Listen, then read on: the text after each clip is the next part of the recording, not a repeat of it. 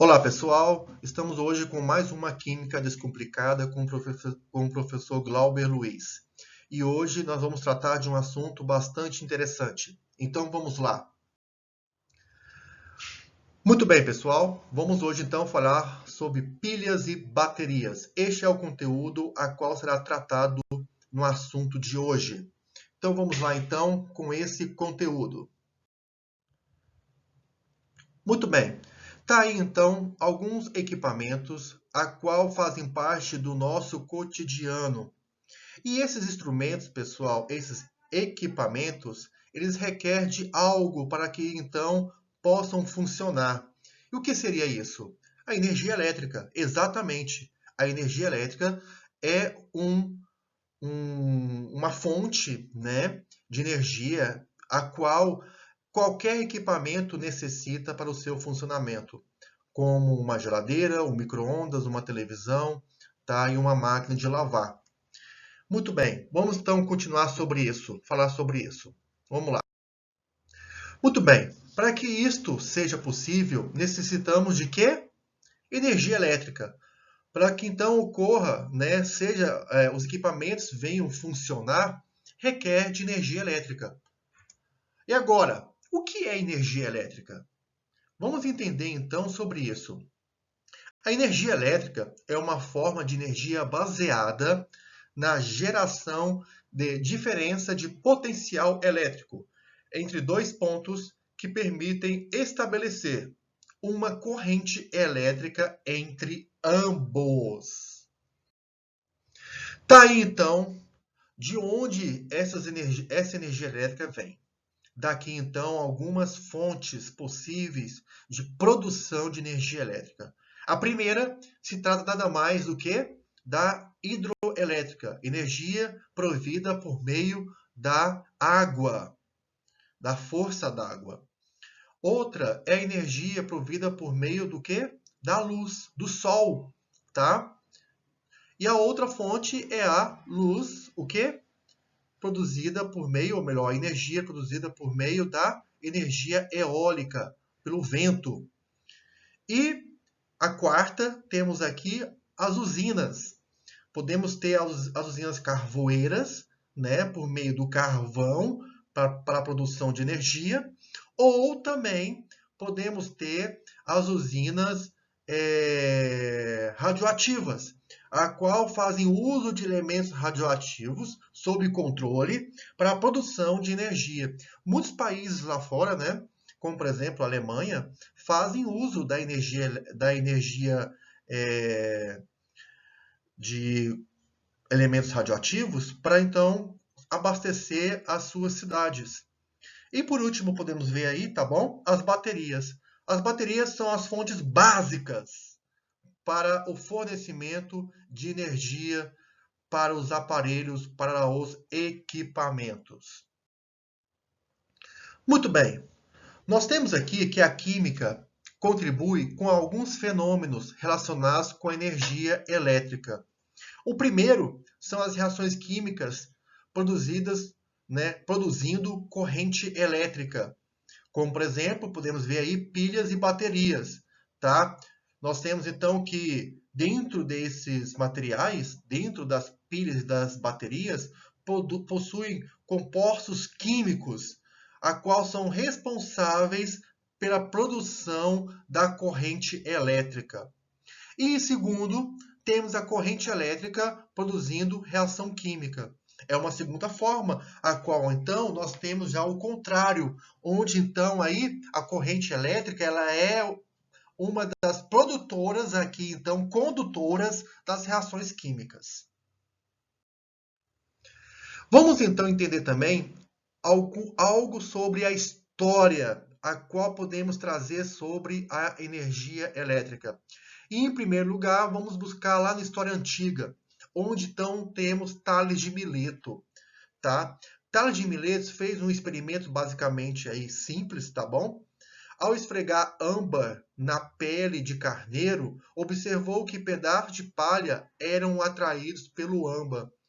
Ou seja, conduzia aqui então uma corrente elétrica que era a responsável por atrair os pedaços de palha aí então. Outro que podemos então citar também, muito importante, é Luigi Aloisio Galvani. É um cientista, tá? Publicou aí então pesquisa onde concluía que os músculos armazenavam eletricidade e os nervos conduziam essa eletricidade.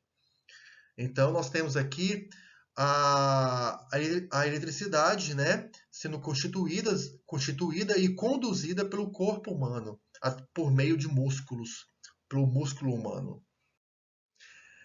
Em terceiro, temos aqui Alessandro Volta. Nós temos também um cientista que ele é o responsável por produzir a primeira pilha elétrica do mundo, tá?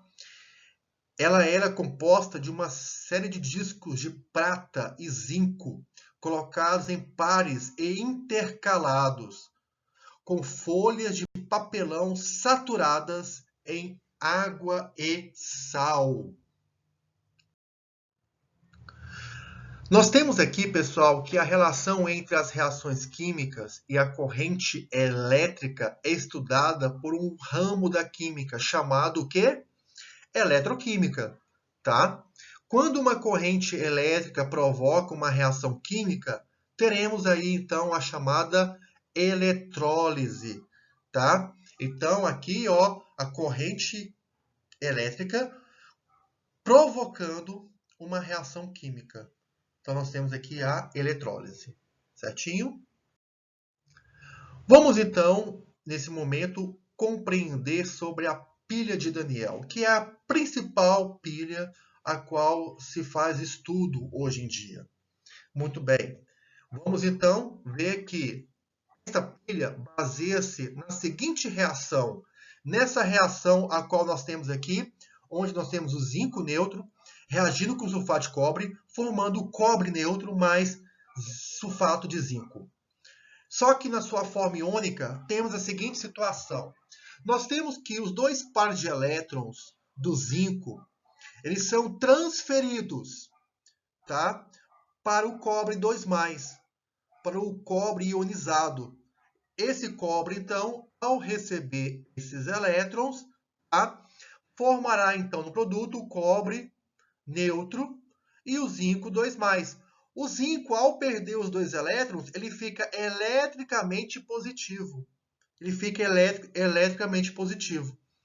Ganhando aí o cobre 2 elétrons, se tornando então neutro, e o zinco, ao perder 2 elétrons, ele fica então com carga 2+. Nós temos que Daniel percebeu que estes elétrons poderiam ser transferidos do zinco para os íons cobre por um fio condutor externo e que este movimento produzia uma corrente elétrica. Vamos entender isso em meio a uma solução. Vamos entender o seguinte. Na pilha de Daniel, nós temos a seguinte situação. Que são observados dois polos. Um polo, a qual nós temos aqui uma barra de zinco, em uma solução de zinco, e uma barra de cobre mergulhada numa solução salina de cobre. Então, são duas soluções salinas. Uma solução salina de zinco e uma solução salina de cobre. Cada uma delas mergulhadas, né, a sua barra específica do seu metal. E aí, então, tá, o que vai acontecer? Nós temos que os elétrons do zinco, tá, saem e são conduzidos para o cobre, tá? Então, os elétrons do zinco são transferidos para o cobre. E sendo assim, então, a região a qual nós temos aqui o zinco, ela é uma solução aniônica, e já a solução do cobre é uma solução catiônica. Ok? Muito bem. Vamos entender aqui, então, o seguinte. Nós temos que o eletrodo de zinco, ele sofre corrosão. Tá? Então, ele afina, como podemos ver aqui, o afinamento da barra de zinco. Então, a solução de sulfato de zinco fica mais concentrada. Tá? Então, nós temos aqui que a barra de zinco sofre corrosão e a solução fica mais concentrada. O eletrodo de cobre tem sua massa aumentada. E sendo assim, então, ela fica menos concentrada, fica diluída.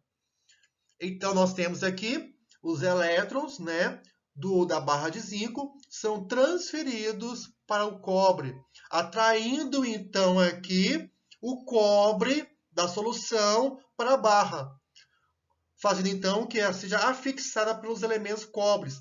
E aí, então, a solução fica diluída, com menor teor de cobre. E a solução de zinco, ela concentra mais, porque a barra fina, ao perder elétrons, ela afina, concentrando a solução de zinco, tá? Então, nós temos aqui que a solução, o polo do zinco é um polo aniônico, tá? Já o polo do cobre, ele é um polo catiônico. Muito bem, vamos entender sobre a representação de uma pilha, tá? Nós temos que, segundo a IUPAC, ela deve ser representada da seguinte maneira. Vejamos. Nós temos que ela é dividida em dois membros. Como vocês podem ver aqui, há duas barras separando. Tá ok? Nós temos uma região da esquerda e uma região da direita. Vamos fixar aqui na região da esquerda. Na região da esquerda, onde nós temos o elemento neutro, ele perde elétrons, ficando positivo, M1x+. Então, o M10 está neutro, ele perde elétrons, se tornando o M1x+. Então, ele fica o quê? Carregadamente positivo. Já a substância que vai receber os elétrons, que é o M2Y+, ao receber os elétrons, ele se torna neutro, que é o M20. Então, o M2Y+, recebe elétrons, tá?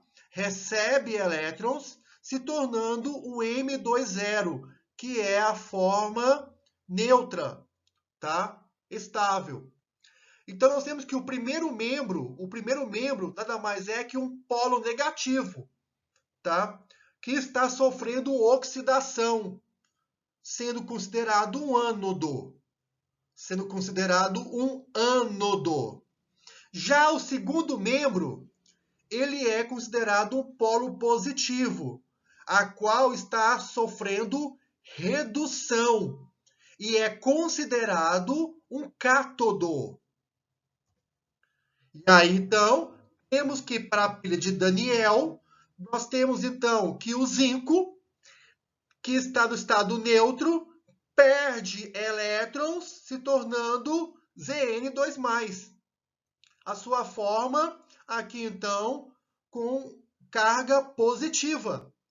Já o cobre, ao receber elétrons, ele se torna neutro, que é o Cu0.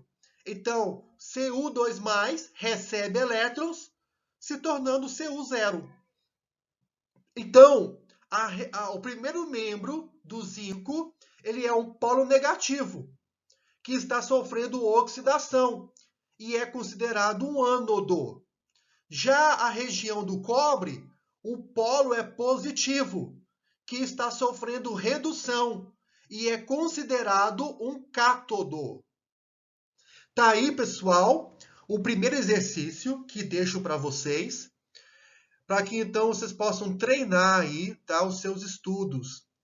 Ver como que você então entendeu essa primeira parte relacionada a pilhas e baterias, ok? Muito bem, vamos continuar então. Vamos aqui então para esse exemplo, pessoal. Olha só aqui, observando a pilha abaixo, responda. Temos aqui, ó, CO barra CO2+, duas barras, AU3+, barra AU. O primeiro membro do cobre aqui, ó, a região do cobre, o primeiro membro, lembra bem da pilha de Daniel. Exatamente igual, gente. A mesma coisa. O cobre neutro perde elétrons, tá? Se torna CO2+. O cobre eletricamente positivo. Já o Au3+, que é o ouro, ele vai então receber elétrons. Ao receber elétrons, ele fica neutro, formando o Au. Tá ok? Então, quais as semi-reações para esta pilha? Vamos ver então. Primeiramente, o cobre. O cobre perde 2 elétrons. Olha só, o cobre perde 2 elétrons, se tornando CO2+. É isso que acontece. Essa é uma semi-reação de oxidação. Tá? Ele está oxidando. Tá ok? Então, o cobre perde 2 elétrons, se tornando CO2+. Próximo, o ouro. O ouro, aqui, pessoal, Au3+, ele ganha 3 elétrons. Ele é 3+, não é? Ele é 3+, então ele ganha 3 elétrons. E aí, então, ele se torna o Au neutro, o ouro neutro. Então, aqui nós temos uma semi-reação de redução. De redução. E qual é a reação global disso? Vejamos, então. Temos aqui, ó, CO, 2 elétrons, CO perde 2 elétrons, se torna CO2+. E o ouro, 3+, ganha 3 elétrons, se torna o quê? 2 ouro. 2 ouro. Aqui, então. Por que? Olha só aqui. O que aconteceu? Por que aqui, tá, foi multiplicado? Tanto de cima, o de cima aqui, o 2 elétrons, e os 3 elétrons, eles devem ser iguais. A quantidade de elétrons devem ser iguais. Ou seja, aqui tem que ter a quantidade de elétrons em cima do cobre, deve ter a mesma quantidade de elétrons do ouro. Tá bom? Os dois têm que ter a mesma quantidade de elétrons. Então, em cima vai ser multiplicado por 3 e embaixo vai ser multiplicado por 2. Tá? É por isso que tem esse 2 ouro aqui, tá bom? Que foi direto. Então aqui, ó, a quantidade de elétrons não ficou igual? Ficou igual. Porque em cima foi multiplicado por 3 e embaixo foi multiplicado por 2. E aí sim, então, cortando o elétron com elétron, tá? Vamos inverter a reação, tá? Teremos então aqui o quê? Que o cobre, 3 cobre, com 2 ouro 3+, é formado no produto 3 cobres 2+, mais 2 ouro. Essa é a reação global. O que está no reagente fica no reagente e o que está no produto fica onde? No produto. Cancela o número de elétrons, cancela o número de elétrons e repete o que está no reagente e o que está no produto. 3 cobres, 3 cobres. 2 ouro, 3+, 2 ouros, 3+, no reagente. E no produto, 3 cobres, 2+, cobre não, cobalto, gente, cobalto, perdão. 3 cobalto, 2+, 3 cobalto, 2+. 2 ouro, 2 ouro. Essa é a reação global, tá? Tá aí, tá, o exemplo, tá, dessa reação. Vamos então, quem sofre oxidação? O cobalto. O cobalto sofre oxidação porque ele perde elétrons, tá bom? O cobalto perde elétrons, ele fica positivo. E quem sofre redução? Quem sofre redução? O ouro 3+. Por quê? Ele ganha elétrons. O elétron tem carga negativa, então o ouro, ao ganhar elétrons, ele vai perder aí o que? A sua carga positiva. Qual o eletrodo positivo ou cátodo? Qual o eletrodo positivo ou cátodo? Vejamos. Ouro, Au. Ele é o eletrodo positivo ou cátodo. Qual o eletrodo negativo ou ânodo? CO, cobalto. O cobalto ele é o eletrodo negativo ou ânodo. Que eletrodo será gasto? Cobalto. O cobalto será o eletrodo que será afinado, será gasto. Qual dos eletrodos será a sua massa aumentada? O ouro. O ouro terá a sua massa aumentada, certo? Muito bem. Temos aqui o exercício 2, tá? Como foi então feito aí anteriormente, tá? Demonstrado para vocês. Vocês vão fazer a mesma coisa. A mesma coisa aqui então, tá bom, pessoal? Então aí, bom estudo, tá? Que vocês consigam fazer essa tarefa. Vamos então continuar com a nossa apresentação. O exercício 3 também, para vocês estarem resolvendo também, tá bom? Ok, pessoal? Bom estudo.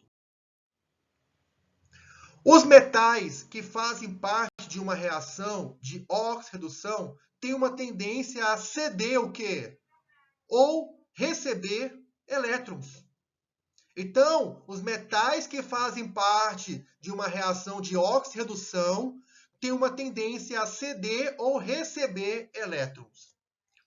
Então, essa tendência é determinada pelo potencial de eletrodo. Potencial de eletrodo, que é o E, medido em volts, V. Então, aqui, ó, temos que essa tendência é determinada pelo potencial de eletrodo, que é o E, e medido em volts, que é o V. Quanto maior for a medida do potencial de oxidação, maior é a tendência do metal ceder elétron. Então, presta bem atenção, gente.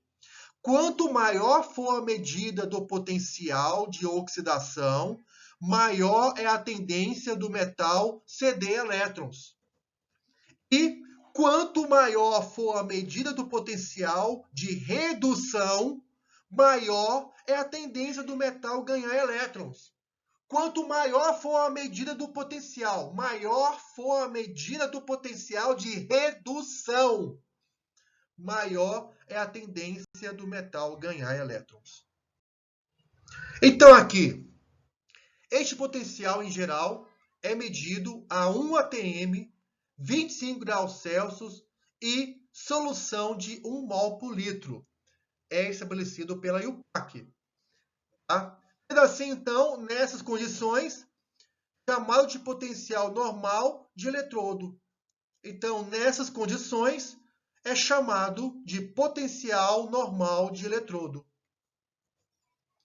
Esse potencial é medido tomando-se como referencial um eletrodo de hidrogênio, que tem a ele atribuído o potencial, o quê? 0 volts.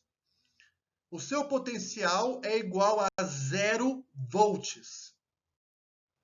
Tá aí, pessoal, uma tabela, tá, de potencial padrão da semicela. Temos aqui para vários valores, tá? Temos aqui, então, para o flúor, para o enxofre, tá? Temos para o iodo, para o ferro, para a prata. Cada um tem um valor, tá? Sendo ele oxidante ou redutor. Oxidante ou redutor. O seu valor de potencial em volts. Sendo aqui, então, o valor do hidrônio H3O+, H3O+, oxidante, o seu potencial é igual a 0, e do hidrogênio H2 gasoso, o seu valor, tá, do seu potencial redutor é igual a 0. Temos aqui agora um exemplo para então entendermos sobre esse potencial, como calcular, tá bom? Então aqui para a pilha de Daniel, os potenciais são, então, zinco 2+, mais 2 elétrons, formando no produto zinco neutro. O seu potencial aqui, então, redutor, é de menos 0,76 volts.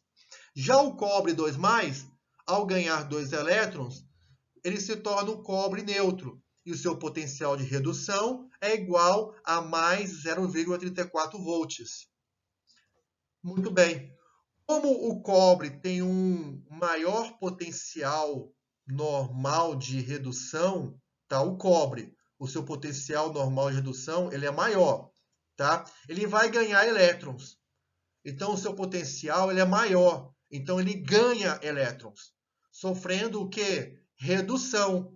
Então aqui, pessoal, aquele que ganha elétrons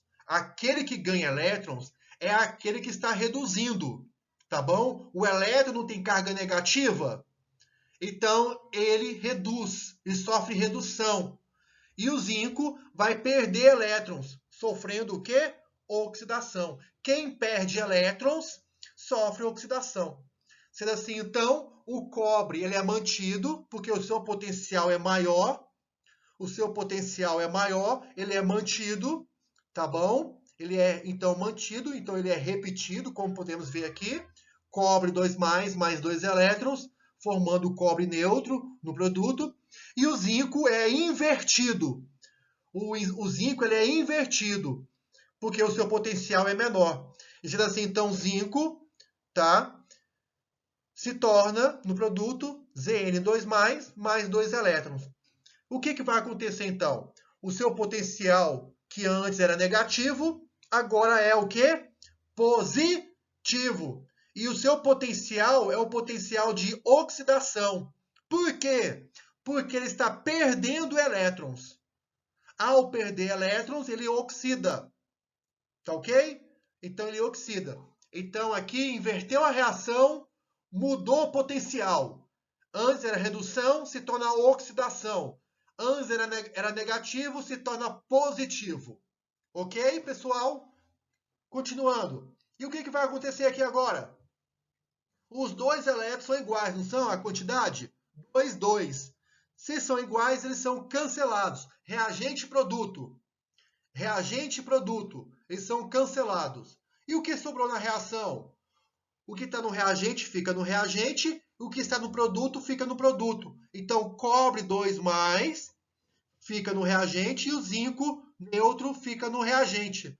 E o que vai no produto? Zn2+, o zinco 2+, mais o cobre neutro. E o potencial? Soma os dois. Os dois não são positivos? Soma. Vai dar quanto? 1,10 mais 1,10 volts. Desculpa, pessoal. Aqui.